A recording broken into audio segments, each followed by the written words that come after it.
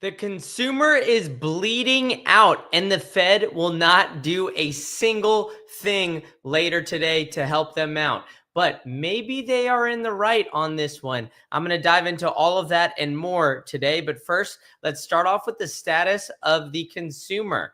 For the first time in months, we've seen the consumer retail sales fall more than expected.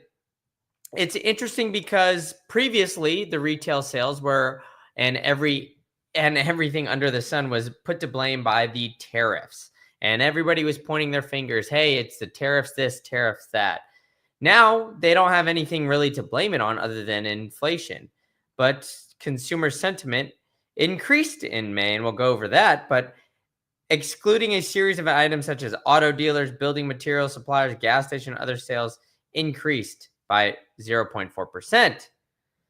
But of course, auto dealers, buildings, suppliers, and gas, they all fell back. So you got to wonder, why did that happen?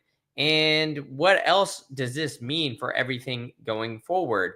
Because Bloomberg seems to not forget about these tariffs. Oh, the tariff anxiety this, the tariff anxiety that. What are we talking about? All the tariffs have been pulled back. Everybody claims that Trump has the taco trade where they claim he, quote, always chickens out. But yet Bloomberg is trying to say that, hey, consumers are always worried about this damn tariff thing. U.S. retail sales fell with 7 of the 13 categories posting drops. The decline is attributed to consumer anxiety over tariffs and personal finances following an early year spending rush, with spending at restaurants and bars falling by the most since early 2023. Well, it really makes you think, right? Why are they still citing these tariffs when in reality it's just bars and restaurant spending that is down? That's usually the first thing that goes, right? People are like, all right, you know what? Maybe I need to take a break. Maybe I shouldn't go to the bars every weekend. Maybe I shouldn't go out to eat dinner every single night. I need to pull that back. Now, with that, it makes it seem like the retail sales and the shoppers are absolutely plummeting, but that doesn't really seem to be the case, right?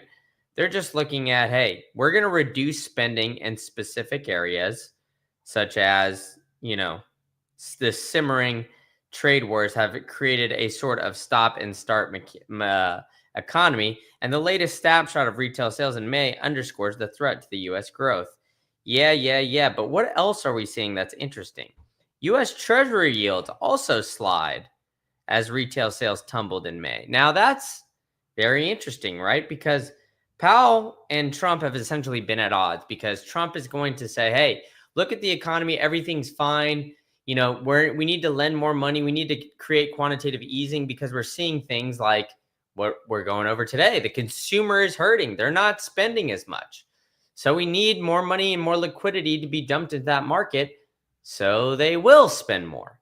Now, on the flip side of things, they're just not really prepared to do all of that, right? So we're looking at potentially the flip-flopping of the economy, and a lot of people just really truly don't understand what is going on. And then they're writing about it with these mainstream media articles, and it doesn't really make sense to me, right? Because if you look at it, US Treasuries, they're sliding, and then they're saying, oh, there's raising recession fears, which they aren't saying that, hey, it's because of the tariffs.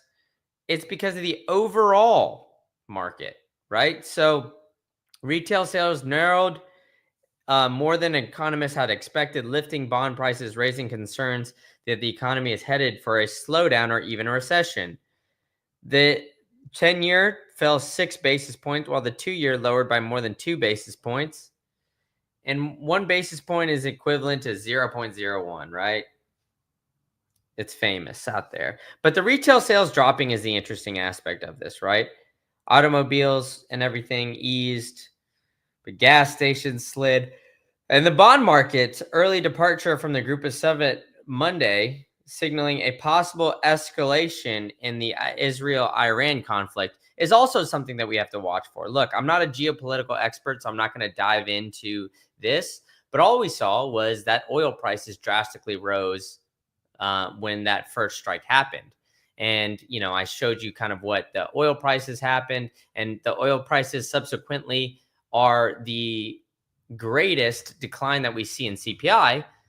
So these oil prices, if they start to raise, that overall inflation is going to look a little bit more hairy than we're really giving it credit for. So I think all these things are interconnected, but at the end of the day, I'm not an expert, I would say, in that. But what we did talk about a little bit earlier is the consumer confidence perking up slightly, right? Consumer confidence perks up slightly, still deeply pessimistic. Westpac McDermott Miller Index up 2 points to 91.2, below its 100 is pessimism. Current financial position deteriorated in face of high living costs, and slightly more cheerful about longer term. Still not a good time to buy big ticket item. So consumers are slightly less pessimistic and are still struggling in the face of high living costs, and yet to feel the benefit of lower interest rates. So the Westpac McDermott shows, like I said, the 91.2. And domestically, economic conditions have remained mixed. At the time, increased global tensions and related volatility in financial markets are casting long shadows to overlook. But like my good friend George Gammon says, regardless of whether or not the US is in a recession, one thing is it's definitely not well, because we're seeing manufacturing go down significantly. I mean, look at this miss. It's expected at negative 6.3, and its last is 9.2. Well, it was negative 16. So these big drastic differences and the drastic misses that we're seeing, in fact, the overall just rate that we're seeing these misses go is growing and growing exponentially. And on top of that, the Fed is refusing to cut interest rates. They're literally doing this in 4 hours, right? But I'm here in Prague. It's going to be 4 hours is, right around dinner time for me. So maybe I'll be tracking it on Twitter, but no live stream on that just yet. We'll probably review it tomorrow. The reality is there's a 0.1% chance that they're going to cut interest rates today. So basically more likely than not. And why is that? Well, I think a big in part is that the dollar, the US Dixie, the dollar index, is not looking extremely strong. We're seeing it start to perk up a little bit here right now in the past hours or so. But the reality is it's still down 98, and we still haven't gotten it up to that 100 mark. We were very close to 98 yesterday, and we're starting to perk back up over the weekend, or over this, 12, 24, 36-hour period. But I think we got to keep a close eye on the Dixie and the strength of the dollar based on what we're seeing here, right? Because the market just going on right now, it's up 0.8% or 0.08%, excuse me. And so we'll see how the market tends to react to this. I imagine because the Fed, and it's expected that they're not going to cut, I imagine that market won't be super favorable to that today. Maybe I'm incorrect, because that seems like the well and obvious answer. And half the time in the market, it seems like the well and obvious answer always is the opposite, right? But the reality is what we're seeing in retail sales should be keeping a very close eye on it. Donald Trump realizes that the overall economy is not exactly where it needs to be. But Jerome Powell also realizes that the same thing, but they're utilizing two different things in their tool shed. Trump is utilizing the tariffs, right? The trade wars. Everybody's been, taking the United States to the woodshed. Jerome Powell's utilizing high interest rates. So I think with the high interest rate environment that we're going to continue to see, I think that's going to continue to raise up. And then we got the GOAT McLovin in the chat saying JP ain't playing ball. I agree. Now, an interesting aspect of this is that Trump has come out and said basically, hey, if Jerome doesn't do exactly what I want, I can fire him. He's made that very clear.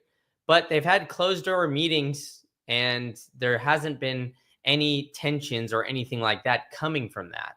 Now, it makes you think, is Jerome Powell and Donald Trump secretly just working this out behind the scenes and doing exactly what Trump is doing is all a part of the plan? He knows that whenever he tweets out something or posts it on True Social, it's going to be something that people are going to pay a lot of attention to.